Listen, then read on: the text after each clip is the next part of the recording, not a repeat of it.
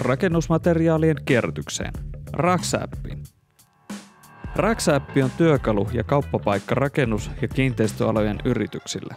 Hallitset rakennusmateriaaleja, niiden siirtoja työmaiden ja varastojen välillä. Myyt tai lahjoita tarpeettomat materiaalit eteenpäin.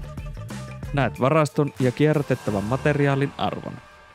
Siirrät tietoja helposti API-rajapinnan kautta.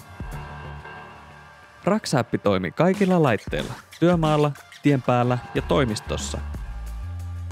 Säästät hankinta- ja kierrätyskustannuksissa.